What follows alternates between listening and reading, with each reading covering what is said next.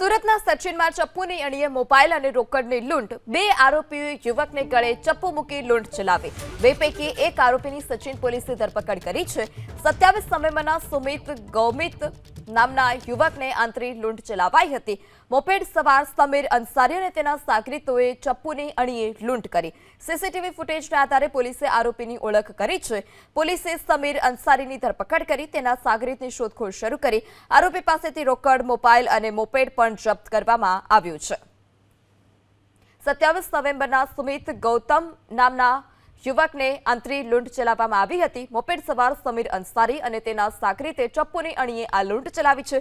સમગ્ર આ ચોરીની ઘટના, લૂંટની ઘટના સીસીટીવીમાં કેદ થઈ અને સીસીટીવી ફૂટેજના આધારે પોલીસે બંને આરોપીઓની ઓળખ કરી છે।